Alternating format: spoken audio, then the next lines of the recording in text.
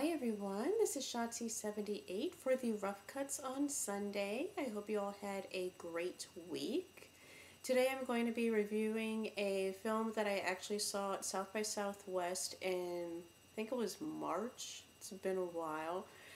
This is called Nombre, and it is the debut directorial film for Cary Fukunaga, who is a very young director. He was only 31 at the time when he did this, and this is just a really, really amazing movie. It stars Paulina, Gaitan, hope I'm pronouncing his names right, I'm not sure if I am or not, and also Édgar Flores. Édgar Flores, this was pretty much his first big role. He had only been in one other movie in 2000, and that was just as an extra.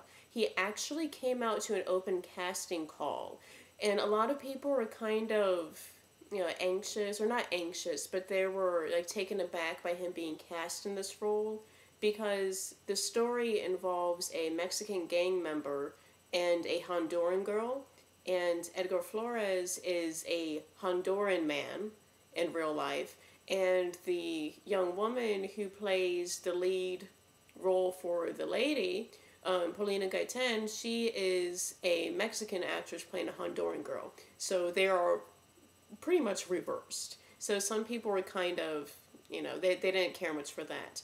But the two of them, they just do an outstanding job. It's great, great work. You have two different stories going on here, and they cross paths. First, you have the story of Sarah, who's played by Paulina Gaitan, and she, her father, and uncle are trying to get from Honduras up to the north, in other words, the United States, and eventually to New Jersey, where they can stay with their family members there. They just want to get a better life. And then you have Édgar Flores' character named Willie, or his gang member name is Casper, losing my voice, and with him, he committed a crime, being a gang member, but he's trying to escape from that because of something that he did to go against the gang. And so when their paths cross, they meet on top of one of the trains that they hop on to eventually, hopefully, get to the United States. We're first introduced to Édgar Flores' character, Willie, aka Casper, when he is recruiting a young boy who's 12, his name in the film is Smiley, into the gang known as the Salvatrucha gang, which is actually a real gang, a very vicious gang in South America. And when you're introduced to this gang life, it's very, very cold, very violent. In fact, within the first 15 minutes of the movie, they find a man who used to be in a rival gang. He's grown up at this point, but they capture him. They recognize him from his tattoos, and they're in the middle of a barbecue. The leader of this gang actually has his small baby with him, and they just say, okay, kill this guy. And so they just go and kill him and then eat a hamburger afterwards, like it's nothing. So that's when you're first introduced to just the plain callousness of this gang life. And then you have the other side of the story with Sarah and her family, and how she's debating whether or not she wants to go on this journey with them. They know that their chances are they're not going to make it, but they still go anyway. This is a really riveting, I hate to use the word riveting, but it is. It's a very riveting movie. It's very intense, violent in many parts, but it's a really, really good story, especially as a directorial debut for Cary Fukunaga, who was very young to do this. He actually researched the subject material for 2 years, involving riding on trains with people who are hoping to emigrate to the U.S. He even went to a prison in, I believe, both Honduras and also in Mexico to speak with gang members from this gang.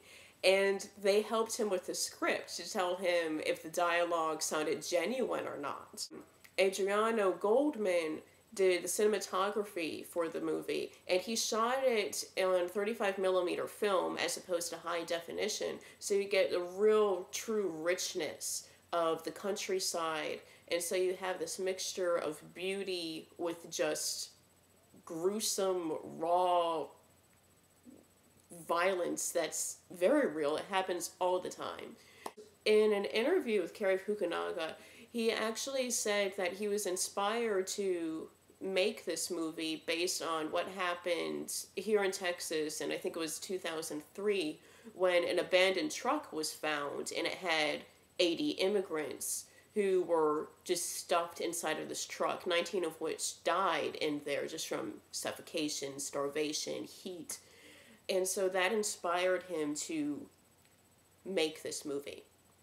When he was presenting this at South by Southwest, he had the regular Q&A at the end of it, and he said one of the remarkable things that he did was they only had a stationary train. So most of the movie takes place on top of a train.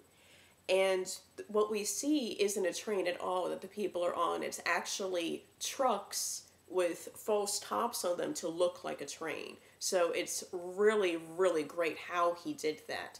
Because when you see the shooting from this, it really does look like you're riding on top of a train along with everybody. But I highly recommend this movie. It's a Spanish language movie. You have subtitles. So as long as you can read, you can watch this. But it's really something that I think everyone should see. It shows anyone who thinks that gang life is glorified, this shows you that it is not in any way. Especially in Houston, gangs are really, really bad. And it's really something that everyone should see. It's very well done. It's a great story. It moves along really well. And I highly recommend it. So I hope you all have a great week, and I hope everyone's finals, if you're finished with your finals, I hope you did really well. If you still have more to go like I do, then good luck on all of them. And I will see you next week. Bye.